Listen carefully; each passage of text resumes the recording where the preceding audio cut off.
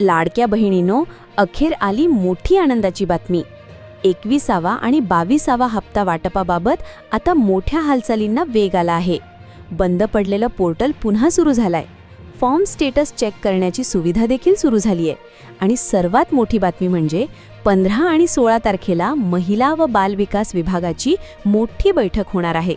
त्या बैठकीत प्रलंबित हप्त्यांबाबत मोठा निर्णय होण्याची शक्यता आहे.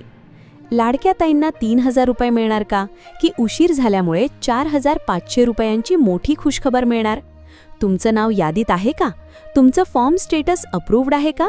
हे सगळं आजच्या व्हिडिओमध्ये सविस्तर जाणून घेणार आहोत, म्हणून व्हिडिओ शेवटपर्यंत नक्की पहा. वेबसाईट आणि ई-केवायसी अपडेट. सगळ्यात पहिली आनंदाची बातमी म्हणजे लाडकी बहीण योजनेची अधिकृत वेबसाईट, जी गेल्या काही दिवसांपासून एरर दाखवत होती, ती आता पुन्हा सुरळीत सुरू झाली आहे. ताईंनो, लक्षात घ्या, 30 एप्रिलपर्यंत ई-केवायसीची मुदत होती. त्यानंतर तांत्रिक कामासाठी वेबसाईट संथ झाली होती. पण आता वेबसाईट सुरू झाल्यामुळे एक गोष्ट स्पष्ट झाली आहे की योजना बंद झालेली नाही. मात्र एक मोठा बदल असा झाला आहे की वेबसाईटवरून ई-केवायसीची लिंक सध्या हटवण्यात आली आहे. आता पुन्हा केवायसी करावी लागणार की नाही याचा निर्णय आगामी बैठकीत होईल. पण सध्या पोर्टल सुरू झाल्यामुळे अर्जांच्या पडताळणीला वेग आला आहे. फॉर्म स्टेटस कसे चेक करावे? आता तुम्ही एका क्लिकवर तुमचं स्टेटस चेक करू शकता. वेबसाईट www.ladkibahin.maharashtra.gov.in वर जा.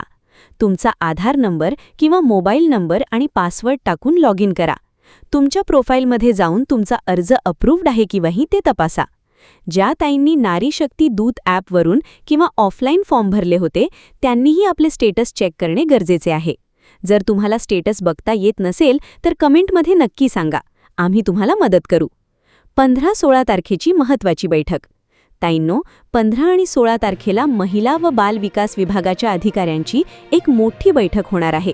या बैठकीत प्रलंबित हप्त्यांबाबत मोठा निर्णय घेतला जाईल. आपली मागणी काय आहे? मार्च, एप्रिल आणि मे महिना संपत आला आहे. त्यामुळे 21व्या आणि 22व्या हप्त्याचे एकत्रित 3000 रुपये किंवा त्यापेक्षा जास्त रक्कम महिलांना मिळावी, अशी आपली मागणी आहे. शाळा सुरू होत आहेत, मुलांना शैक्षणिक साहित्य घ्यायचे आहे. अशा वेळी सरकारने हा हप्ता त्वरित जमा करावा, हीच आमची विनंती आहे.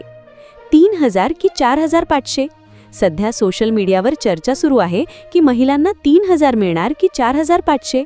ताईंनो, जर पडताळणीमुळे हप्ता वाटपाला अजून विलंब झाला तर आम्ही सरकारकडे मागणी करणार आहोत की व्याजासह किंवा बोनससह 4500 रुपये महिलांच्या खात्यात जमा करावेत.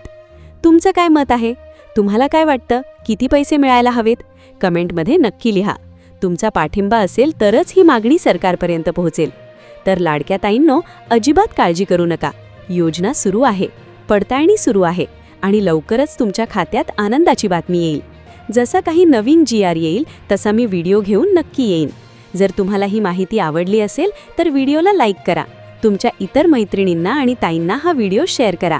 आणि अशाच नवनवीन अपडेट्ससाठी आपल्या चॅनलला सबस्क्राईब करायला विसरू नका. धन्यवाद.